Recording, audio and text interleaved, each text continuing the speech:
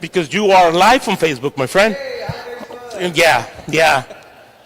So, if you guys do not know us, my name's Chris. This is my wife Ashley. I think we do know most of you though. Para algunos de los que no me conocen, mi nombre es Chris, esta es mi esposa Ashley. Yo creo que ya conozco casi todos ustedes. And Pastor Marsh asked if I could start us off this morning with prayer and just introducing and telling you what we got going on. Esta mañana vamos a comenzar con oración y me voy a presentar un poco acerca de mí y el proyecto que tenemos. So, as some of you know, and as you're about to find out, we are the newest church planters in the state, and we're planting a church in San Diego. Como muchos de ustedes ya saben, nosotros somos la nueva pareja que estamos plantando una iglesia aquí en el estado de California, el área de San Diego. And really, just to preface that, I just wanted you guys to understand, we are thankful to be a part of what you guys are already doing in the state of California. Y simplemente quiero que ustedes entiendan que nosotros estamos contentos de ser parte de lo que ustedes ya están haciendo aquí en el estado de California. It's really exciting to be able to come to one of these things and see so many people that want to be built up and to know more and to get inspired to go and do things in their community. Es muy emocionante estar en una clase de eventos como este, en el cual todos nos animamos los unos a los otros a continuar con las cosas hacia adelante. So, thank you so much for being here. Thank you for praying for us, for the support you've shown us while we were in the Czech Republic, and now joining you guys here in California. Muchísimas gracias por todo el apoyo que nos han dado a nosotros, especialmente durante el tiempo que estuvimos en la República Checa, pero ahora aquí en California. And if I don't know you, or if I haven't got to say hi to you, please come and say hello. We would love to talk with you and share about what God's already doing in San Diego. Y si no lo conozco a usted, por favor, tome algún tiempo para venir a conocernos, así podemos platicar y podemos compartir con usted lo que estamos haciendo en la área de San Diego. But let me kick this thing off and let's pray and start this off right. Comencemos en oración. Lord God, we love you and we thank you so much for being so good. Padre Celestial, te agradecemos tanto por ser tan bueno. We thank you for the opportunity to be able to serve you in various ministries and churches around the state. Te agradecemos por la oportunidad que nos das de servirte a ti en las iglesias y los diferentes ministerios en el estado. We pray that you would continue to lead and guide us in the way that we should reach to people in our community. Padre Celestial, te pedimos por favor que nos ayudes, que nos guíes en la manera en que te podemos servir mejor. I'm thankful for the people that are here to able to teach and show us new things maybe that we don't know or understand quite yet. Te agradecemos, Señor, por las personas que están aquí para enseñarnos cosas nuevas que a lo mejor no comprendemos. And I pray that we would not just forget these things, but we would go home and implement these things in our churches to build a stronger body around us. Y yo te pido, Padre Celestial, que no se nos olviden estas cosas, sino que se queden con nosotros y las podamos aplicar y implementar en nuestros lugares y nuestras iglesias. I thank you for every man and woman in this place and their willingness to serve you. Yo te agradezco, Señor, por cada hombre y por cada mujer que están aquí y por su disposición a servirte. Lord, place people in our path that we can win to you. Señor, pon personas en nuestros caminos que podamos ganarte para ti. And may everything that we do be for your glory, Lord. Y que todo lo que hagamos sea para tu gloria, Señor. We love you and we thank you so much for being so good and awesome. Te amamos, te agradecemos todas las cosas que eres con nosotros, Señor. Amen. Amén.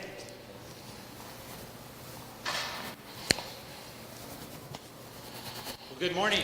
Buenos días. It is great to be back with you again today, Está muy bien estar con ustedes esta mañana. and I am excited that Chris and Ashley were able to kick this off this morning.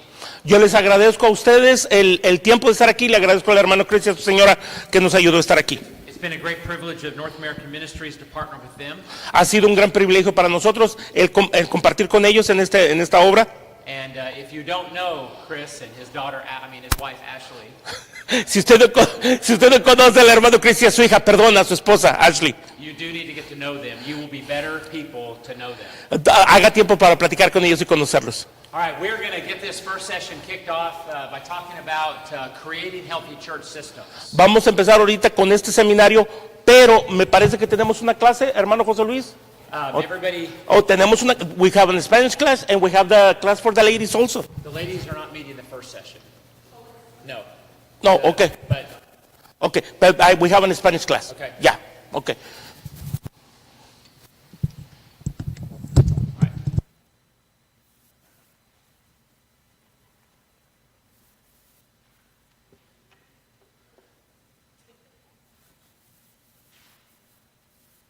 The left hand knowing what the right hand is not doing, right? Okay, so Spanish speakers are going to go out, so we don't have to translate for this session. I guess that's good. That gives me twice the time. So which I need. So if you did not get your copy, if you're a pastor of the book, they are up here, and I hope you do come and get the book. They've already paid for it, so I appreciate it so much that the mission board had the foresight and the vision to provide the books.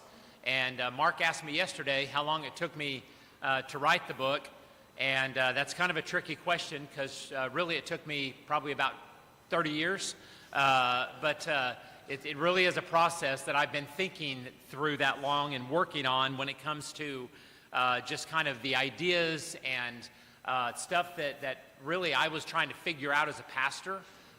Like, you know, how do we get through these things, and what are some things we need to do differently? And I kind of think in this way. I can take the simplest concept and complicate it.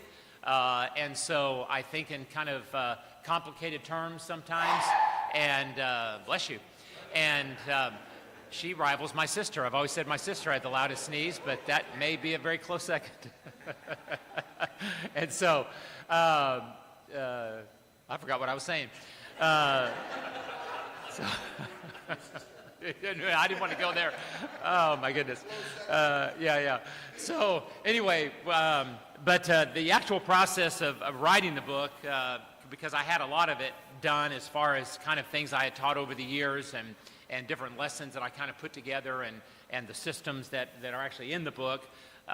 So the actual putting the book together was about a 6-month process, and then the editing process was actually harder than writing the book.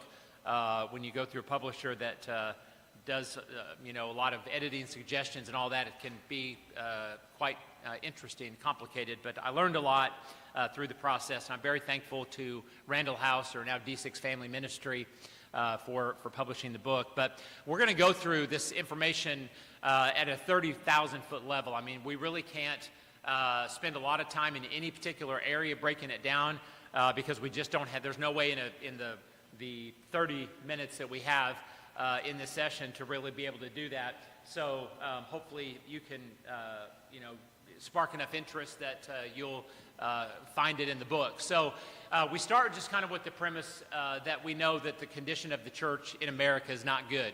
We know that by a lot of studies that we read about and that we see, say that 80 to 90% of churches are in decline. Actually, I think it's probably more towards the 90 and above of churches that are in decline when we really look at church growth and how churches are growing. Because of the churches that are growing, the small 10 to 20%, most of them are growing by transfer growth. And so in other words, the church down the street has a better kids program, or somebody likes their music program, or this church is just kind of the happening thing in the community. So a lot of people just kind of shift over to different churches.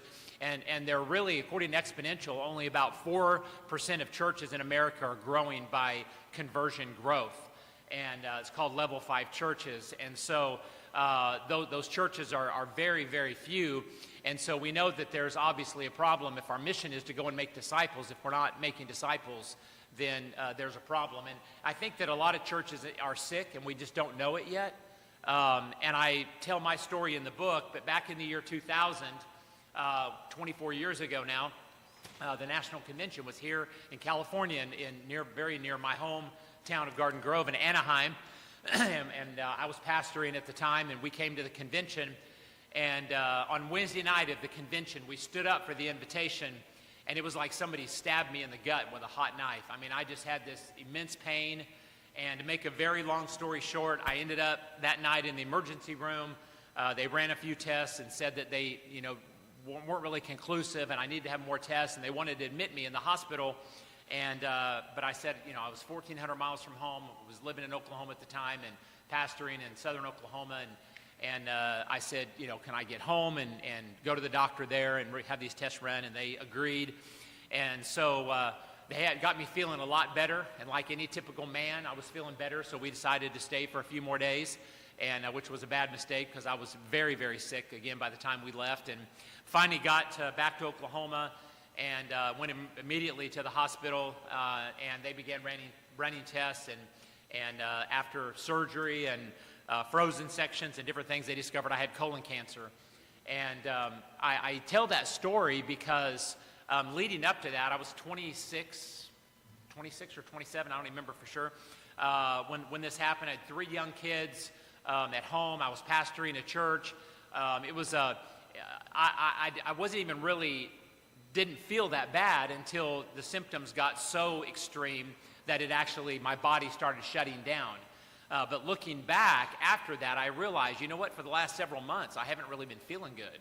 And when I ate certain foods, my body would react in certain ways, and I'd begun losing weight and just feeling better when I was hungry than I felt when I had food in my stomach. And so I started looking back and thinking, there were a lot of symptoms. I just didn't recognize them as symptoms of a bigger problem.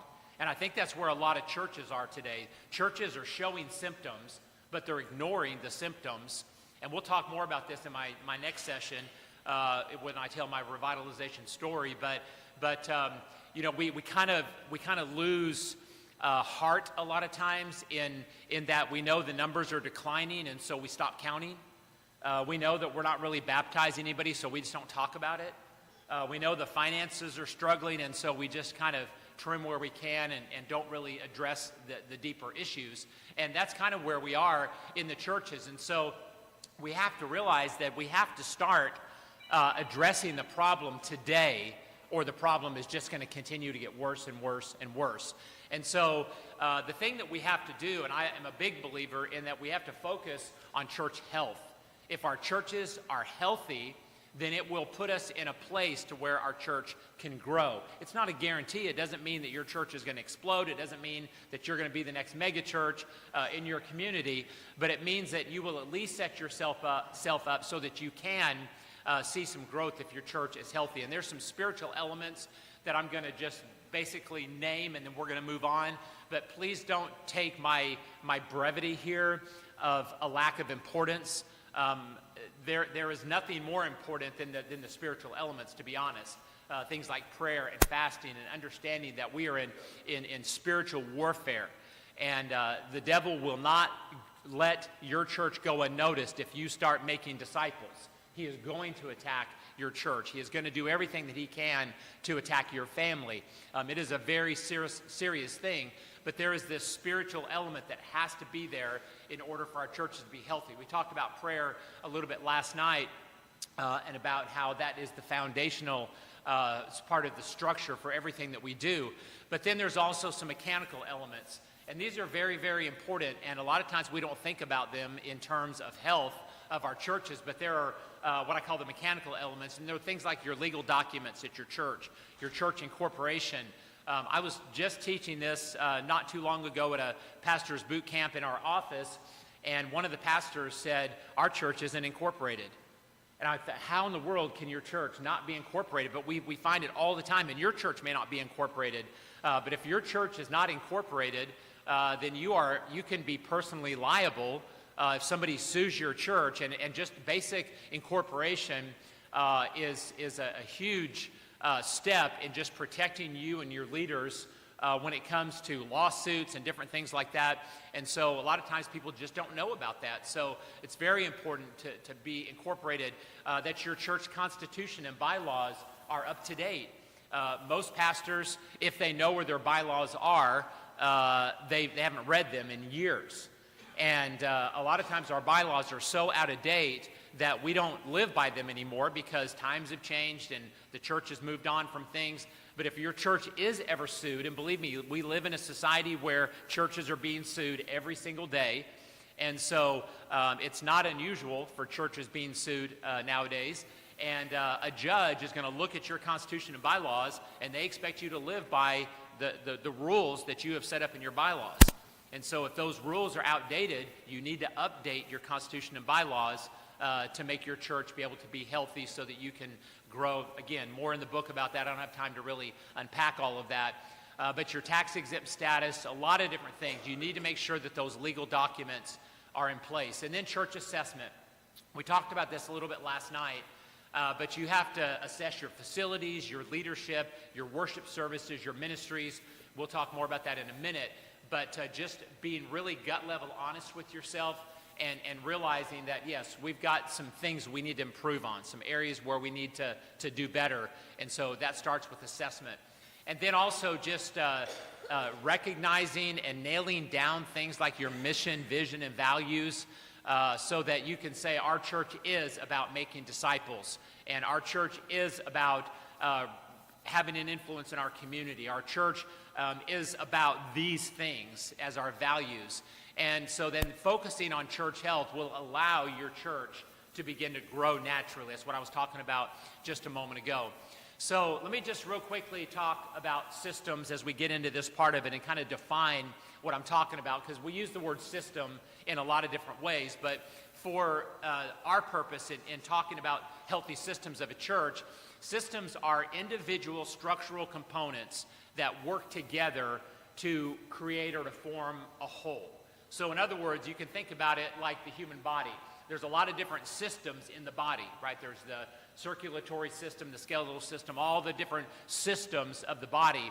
And all of those systems need to be, first of all, present, but they also need to be functioning properly in order for our body to be healthy, right? Somebody can look healthy on the outside, so can churches, but if we've got some kind of a breakdown within the body, it's going to eventually show, as I explained earlier about my story.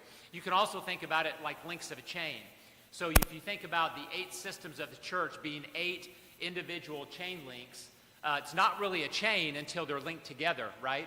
But we also know that a chain is only as strong as what? Its weakest link. And so if you have missing or weak systems, it's going to break down the entire structure of your church. So in systems thinking, we talk about the individual structural components, the 8 individual systems that work together to form the whole. Okay, so hopefully that makes sense. So let's talk quickly about, again, the 30,000-foot flyover view, because I could talk about this stuff for hours. But there's what I've identified as 8 essential systems that I think every church needs to have in order to be healthy. The first one is outreach. Our churches have to be about reaching outside of the walls of our church. When we typically think about outreach, we think about events, but there's a lot of things that need to happen before events are even considered. Things going all the way back to like our marketing, and I know that's kind of a bad word in some circles in the church, but marketing is just simply how your people know and learn about your church. So that includes things like your church logo, your social media strategy, your website, your advertising, before you ever get to events. And a lot of times I talk about this stuff and churches say, well, we don't have a logo. We don't really have a social media strategy. A lot of churches do have websites. I was on one the other day that still had information from 2018 on it. And so a lot of times websites are just something that's out there and we forget about them.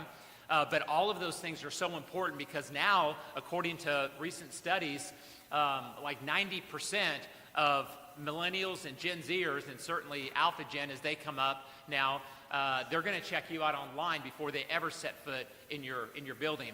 In fact, I was just at a church a few weeks ago in Illinois, one of our mission works there in Champaign, and I met a young man that I had never met before, and I was just talking to him because he was new, and I was talking to him about how he had started coming to the church, and he had told me that he and his girlfriend had moved together to the area. And he said, I grew up in church. He said, I wasn't living right, wasn't living for the Lord. He said, my girlfriend and I were living together. And he said, but I knew I needed to be in church. And he said, so I started watching church services online. And he said, I watched several, I don't remember how many he said, but it was a good number of church services online. And he said, I started watching The Bridge, which is the name of the church in Champaign. And he said, I started watching their services online. And he said, and finally, he said, I knew I had to come to this church.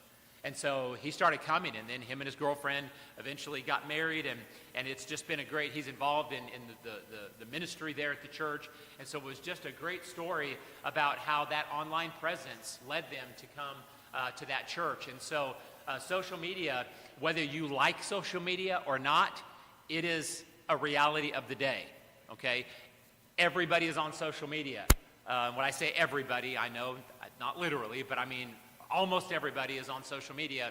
And so if you are not leveraging the fact that there are so many people on social media, you are missing the greatest outreach opportunity that your church can singly have, which I believe is a social media strategy.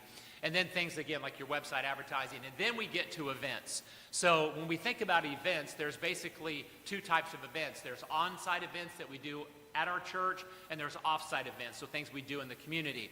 The purpose of every offsite event is to eventually get people to come to your church, right? To come to your campus or your property. And so when we think about events, there's basically three parts to every event. There's planning, there's the event itself, and then there's follow-up. And a lot of churches break down when it comes to the follow-up. We understand the planning. You got to plan for an event, and then you have the event. But if you are not following up on the contacts that you make during an event, you're missing out the greatest single opportunity that you have when it comes to holding the event in the first place. And so even if it's an Easter egg hunt or a fall festival or whatever it is that you do at your church, you need to have some way to register people so that you can follow up. I was at a church not a few years ago, 2 or 3 years ago, and they had a huge outreach event, and they had literally hundreds of people come to their outreach event. And my wife and I were there, and I saw nothing going on as far as registering. And I talked to the pastor, and I said, did you register people for this event? He said, no. He said, we didn't really do that. And I said, man, you guys spent a lot of money, invested a lot of hours, had a lot of volunteers.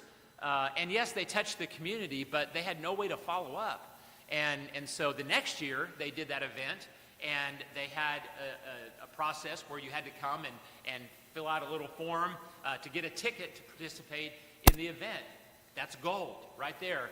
Just gives people a way that you can follow up. And even if you can get a person's name, cell phone number, and email address, you can follow up with them many ways just with that right there. And so follow-up is such a key, important part of outreach. But we've got to focus on outside the walls, and that's what I'm going to talk about in my next session that I'll have with you later today in my revitalization story.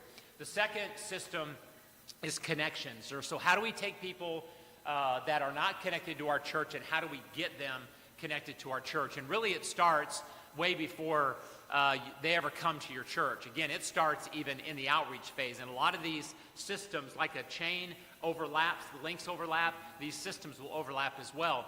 And so connections begins really at first impressions. What do people think of your church when they drive by? Do they think, oh, that church is abandoned? I heard the story told just recently. I don't even know if Dr. Moody may have told this story. I don't remember who told the story, but somebody I heard recently said that there was a church in a community, and it looked abandoned because there was never any cars there. The grass was grown up, and somebody called the church number and said, we're interested in buying this property if this is an abandoned building. And they said, well, what do you mean an abandoned building? We have church every week. And but it didn't look like it, and the community thought the building was abandoned. And so, what does the community think of your church when they drive by? And then what is your church known for in the community, if it's known at all? Is it known for something? And so it starts way before the first visit. And then how do we follow up with guests? I think it is a very important process to think about. Most churches do follow up, or at least have some kind of follow-up with a first-time guest. We ask them sometimes to fill out a connection card or a visitor's card or whatever. And let me just say 2 or 3 things real quick about that. First of all, personally, I don't like the word visitor. A visitor is somebody that shows up at my house unannounced and knock on my door and makes my dog bark and makes me get out of my chair and go, answer the door. And I don't really want them there. But a guest is somebody that I have invited, and I prepare for them, and I want them to be there. And so I think that if we kind of fade out the word visitor and use the word guest, it just gives a lot warmer feeling. When a guest comes to my house, I offer them something to eat and to drink, and I offer them to sit in my chair, and they're welcome to look around my house, and a visitor certainly is not allowed to do those things. And so I think there is kind of a difference when we think about a visitor and a guest. And the other thing is your connection card or your visitor's card, guest card. If it looks like a credit card application, nobody's going to fill it out. And a lot of times they are, right? They're 2-sided cards. They ask all these different questions that you're never going to use. And so my advice is don't ask for any more information than you absolutely need at the beginning to follow up with them. You can get their kids' names and ages and all that stuff later. If you can get, again, their name, their phone number, their email address, and maybe how they heard about your church, That's all you need on a guest registration card. And then you can get more information from them later. But so that's a first-time guest. But how do we get a first-time guest to become a second-time guest? And how do we get a second-time guest to become a third-time guest? And then a regular attender, fourth time, fifth time, until they're finally, beginning to get incorporated in the life of our church. There needs to be some kind of a process to do that. But the truth is most churches don't track anything other than first-time guests. And I know that that's a little complicated, and you've got to figure out what will work in your church. The way we did it when I was pastoring was we had an auditorium that had a balcony, and we had a lady that grew up in our church. She had been there her whole life, and she knew everybody in our church. And so we actually printed a roll sheet every Sunday, and she would stand up in the balcony as church was getting started, and she would basically check off who was there. And if she didn't recognize somebody, she would write down guest in blue shirt, whatever, and would tell what section they were in, because we had 3 seating sections like this. And we had what we called section greeters in our church, where most people sit in the same area every Sunday, right? And so if there was somebody new in their section, their job was to go and meet that person. And then we would try to put names with those people, and we would, even if they didn't fill out a card, we would try to find out who knew them, how could we follow up with them. We were very intentional. We worked very hard about trying to connect people back to our church. And so you've got to have some kind of a process that works for your church so that you can make first-time guests, second-time guests, third-time guests, because every time they come back, your chances of getting them to stay at your church exponentially goes up, right? So every time they come, they're showing more and more interest. So what is the process that in your church to move people from a first-time guest to a fully developed disciple or somebody that is a regular attender or member of your church? There's another thing that I don't have time to even really scratch the surface on this, but it is in the book. But there are certain steps, and we'll actually cover these again later when we talk about another system. But there's things like LifeTrack or a new members class, kind of introductory class. That's how you can move people into it, by inviting people to come to LifeTrack and then getting them involved in a Sunday school class or a small group, and then D groups, ministry training, getting them involved in being on a serve team, sending them out on mission in your church. And so then a part of that is, how are people in your church going to know the process? You have to talk about it. You have to say, if you're not involved in a LifeTrack, LifeTrack is starting up this Sunday. We want to invite you to come to LifeTrack. Hey, have you been through LifeTrack one-on-one? You're inviting people. You're making sure people know the process, and then you develop a pathway. And I'll show some more of that a little bit later on. The third system is discipleship. So this is a huge one, and again, I don't have time to even scratch the surface here. Hopefully I'm just whetting your appetite a little bit so you'll read it in the book. But how does your church make disciples? What is the process that your church has to move people from point A to point B? What are the specific steps involved in making disciples? The truth is, if churches were honest, they would have to say, we don't really have a process. We just hope people will come to Sunday school and get involved in Sunday school. Well, if all you have to make disciples is your preaching and a 30-minute lesson or so in Sunday school, is that really enough to make a disciple? I just want you to think about that, because I don't think it is. I don't think 1 or 2 hours a week is enough to really make disciples. And so it has to be a lot more specific and a lot more steps involved than just that. So you have classes, and I mentioned like LifeTrack, small group, discipleship groups, all those types of things. But it also includes the pulpit teaching. So pastors, a very specific question to you, but do you think about discipleship when you're preaching your sermons? A lot of times we just preach whatever we want to preach on. We don't really think much about, are we really discipling people through our messages? I'm just being honest. I didn't think much about that when I was pastoring and preaching every week. I just, we either preached through a book, or I, would preach topical sermons or a series or whatever it might be. But to say that I actually thought about my preaching being a part of discipleship, it didn't happen for many years for me. And it was something I had to think through on, how is my pulpit teaching a part of making disciples? And then your children's ministry, your youth ministry, And let me just put in a plug. I don't work for Randall House or D6 Family Ministry, but I love the D6 concept and the D6 program, to where everybody in the family is in the same text and the same themes, so that when you do go home, and that's what D6 is all about, right? When your kids wake up, when you're putting them to bed, when you're going through life, you're doing everything with them, you can talk about these things because you're all dealing with the same types of things. And so I love the D6 model, and I strongly encourage you, if you're not familiar with it or you don't use D6, I think it's a brilliant concept, and I think something that really does help make disciples. And so I would encourage you to look at it. But then even our special events, the things that we do at our church, do we just do events for the sake of doing events, or are our events really targeted at making disciples? And so if we think about, and you'll hear me say it, you've already heard me say it 1,000 times, but I'll say it 1,000 times more, it's everything should be about making disciples, making disciples, making disciples in everything that we do. System 4 is worship planning. Worship planning is one that probably most churches have in place at some level, but there's a lot more to it than I think we often think about. I grew up in church. I've mentioned already I'm from Southern California, and even when I was a teenager, I was musically inclined, and I was a music student, and I sang, and so I was the song leader at our church when I was like 14, 15 years old, and my duties as the song leader was getting to church early enough to dog-ear 3 or 4 hymn pages, and we always sang one hymn, verses 1, 2, and 4. I don't know why, it's just what we did.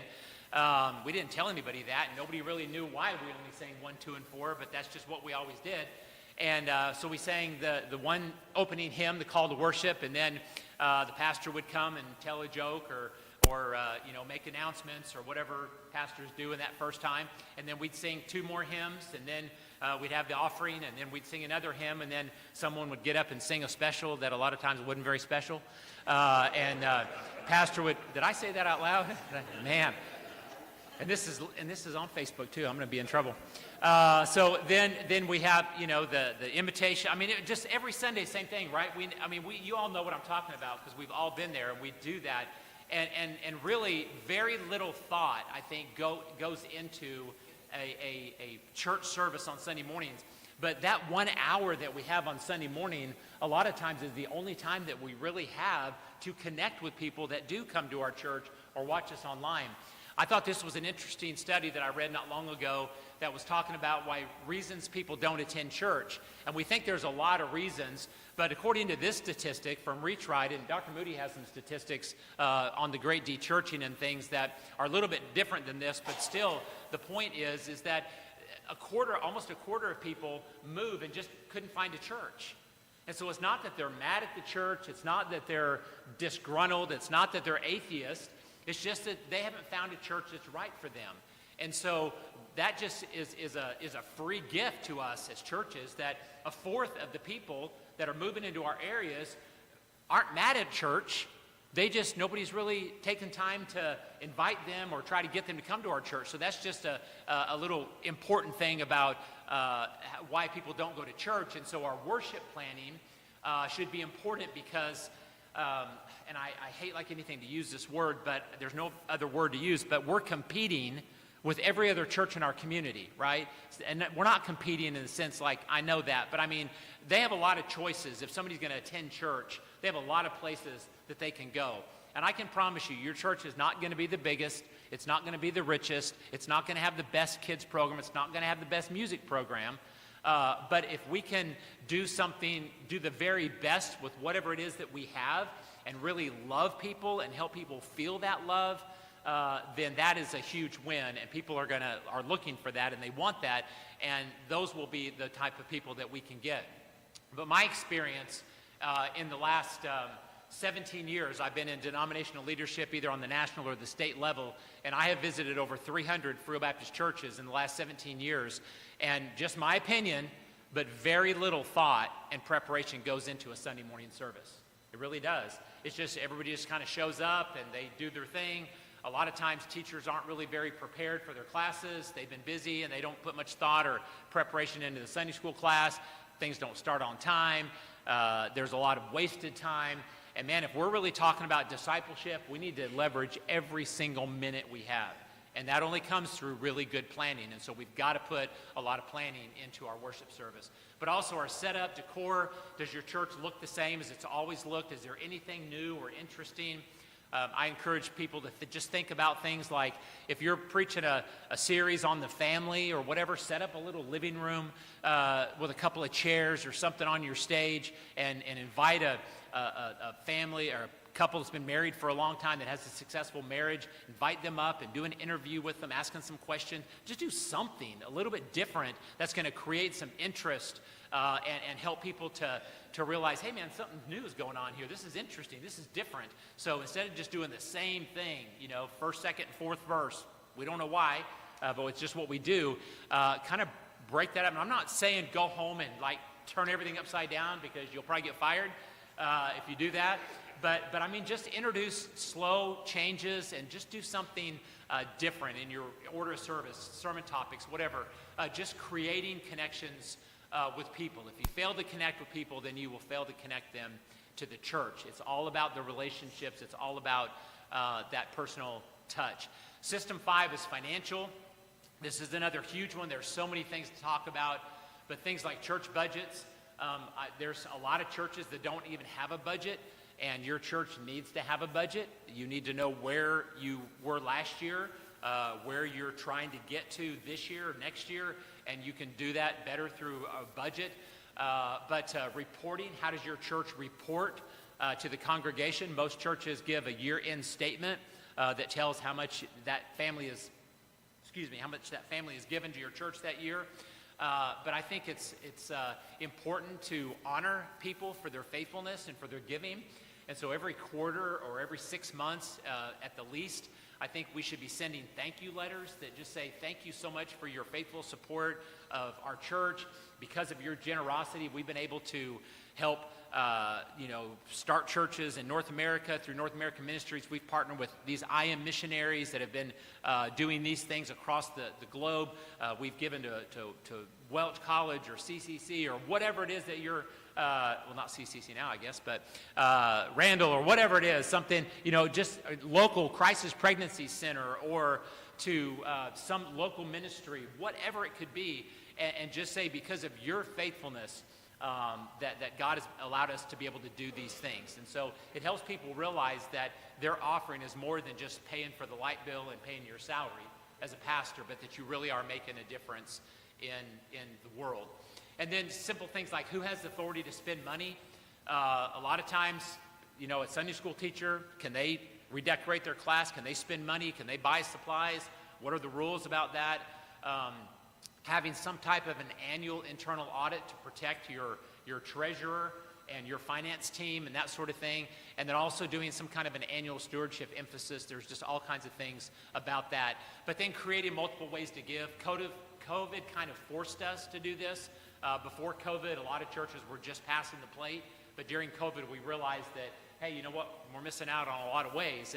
And now most churches get more money in on other days of the week than they do on Sundays. They get it through their websites or apps or whatever. And so if the first falls on a certain day of the week, it automatically comes out and goes to your church. That's a huge win for churches, for consistency and planning and budgeting and all that. But we've got to create multiple ways for people to give because most people don't carry cash. They don't have checks. And so we've got to create multiple ways for people to give. And they're doing some kind of what we call a tithe talk or a generous living moment, again, where when our ushers come up to take up the offering or we talk about giving online or whatever, we can just take a moment and just say, hey, we just wanted you to know that because of your faithful support and your giving, we're able to do these things in our community. So again, just letting people know that it's bigger than just the four walls of your church. And then what I say, just being a generous church, we want people in our church to be generous to our church, right? We want our people to give. Shouldn't our church also be generous outside of our church? But the truth is a lot of churches are kind of like the Dead Sea. They want inlets coming into it, but then they just want to keep it all. And I don't think that's a very healthy place to be. And so a church ought to be a generous church. They ought to support things in their community, whether it's a crisis pregnancy center or a soup kitchen or whatever it might be in a local, but then also not just Jerusalem, but Judea, Samaria, and the uttermost parts of the earth. System 6 is member care. Again, there's a lot of pieces of this. Real quick, it's basically how do we care for people in our church and our community. So what's the system or what's the process that our church has for caring for our flock in general? If there's a need, if there's a death in a family, how do we reach out to that family? What do we provide for them? What do we do? How do we care for the sick, the shut-ins, the orphans, the widows, the needy, the hurting? What is our church's policy for people that just drop in that need help with their rent or their electric bill or whatever? We need to have some kind of a policy that helps not only take care of our church, but also our community. And each one of these things we could talk much about, and I don't have time, but just need to have some kind of a system so that your church knows how they're cared for. And then system 7 is leadership. I've said this, I think, with every one of them, but this is another huge one that has a lot of different pieces to it. But there's paid staff and volunteer staff. Because the truth of the matter is most of our churches are one-staff churches, right? It's the pastor. And a lot of times he's bivocational. And so you say, well, we don't really have staff. Well, I say even your upper-level volunteers, people that are in leadership, we can consider those people our leadership team or our staff. And I think that every person in our church needs to have some kind of expectations, and that comes through a job or a ministry description with some kind of policy and procedures manual. So in other words, if you have Sunday school teachers that you expect to be in their class 15 minutes before class time starts, or they have to be there 30 minutes before class starts, or you want to do a team huddle with all of your people before church or whatever, that needs to be spelled out so that people know what they can expect. It's hard to hold people accountable for things if they didn't even know they were supposed to do that. But if we have very clear expectations up front, then we can hold people accountable, even volunteers. And I believe that we would be a lot more successful in keeping volunteers and recruiting new volunteers if we were more specific up front with what we expected out of our volunteers and all of our ministry leadership people and all of that sort of thing. So, and also, again, I mentioned recruiting volunteers, but how do we recruit volunteers? Most of the time we do it from the pulpit, and we do it out of crisis, right? We get up and we say things like, man, we have got to have more volunteers to work in our nursery. Ladies, if you're not volunteering to work in our nursery, we really need you in the nursery. We don't have enough volunteers. Well, I'm a first-time guest that just dropped my baby off in the nursery, sitting there hearing that. What do you think I'm going to think? Right? I'm probably going to go get my kid and go home. Like, I'm not going to, that's pretty serious. And so instead of recruiting volunteers, well, let me say one more thing about that before I move on, that a lot of times when we recruit volunteers like that, we recruit people out of guilt. We recruit them out of obligation, right? They're like, oh, well, I guess no one else will volunteer, so I don't really want to work with, I don't like babies, but I guess I'll work in the nursery. Do we really want people in our nursery that don't like kids? Do we really want people teaching our 4th, 5th, and 6th grade boys that don't like 4th, 5th, and 6th grade boys? I mean, I know that that's a kind of a catch-all situation because that's they're tough jobs sometimes, but God is equipping and calling people to do things if we'll recruit them in the right way.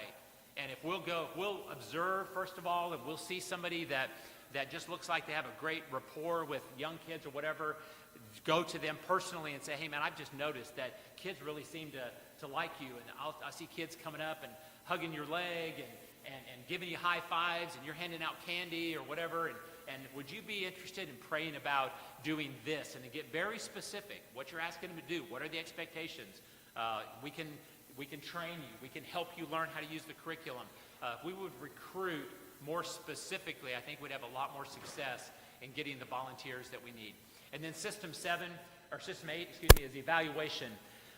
I originally did not have system 8 in, and I'm a weird. We were talking about this earlier. I'm kind of have some OCD, weird, strange things about me, and I like the number 7, so I like everything to be 7s. But I thought, there needs to be something else in this. And even though I wanted 7 systems, I have 8, because evaluation is a system that I think many churches are missing. And I learned this as a pastor in that we don't really have a way to evaluate things in our church. If we ever say, hey, this isn't working or whatever, it's like, what do you mean that's not working? That's what we've always done that, or we love that, or so-and-so's in charge of that, and they've always done that, or whatever. But we need to have a way to evaluate everything that we do in our church. And if we're honest enough to say, hey, something's not working, then we need to be able to figure out a way to change it, right? And we can't do that if we don't evaluate. So we need to have a process for change. And one of the things that we can do is have regular staff meetings. And again, you say, well, I'm the only staff. Well, I'm talking about with your upper level volunteers, even if it's once a month, provide pizza after church one Sunday or whatever, and have a staff meeting where you can say, hey, how's it going in the kids department? How's it going with the youth? How's it going with women or men or whatever ministries that you might have? Because the truth is as leaders, as pastors, I spend all my time on stage in the auditorium or the sanctuary. I don't know what's going on in the nursery. I don't know what's going on in the kids' classes. And unless somebody is telling me, hey, we've got a problem here, or we need to address this situation, then as the pastor, there's things I'll never know. And so we've got to have a way for people to feel comfortable sharing their struggles, sharing input on, hey, we've got a problem here. We need to figure out a way that we can, change course or whatever. So we need to have that input for evaluation. And then we need to use certain tools. There's all kinds of online tools and programs and apps. I'm not a tech guy. I'm old. I'm not a digital native, but I've learned to use some things, and I've heard about some things. A lot of our church planters use some really great resources. I mentioned a few in the book. I don't have time to go over those now, but there's a lot of things that can help you in your church and help you set up good systems for tracking guests, for following up with guests, for discipleship, a lot of things. And so make sure that you do read and that you listen to podcasts, you talk to other people.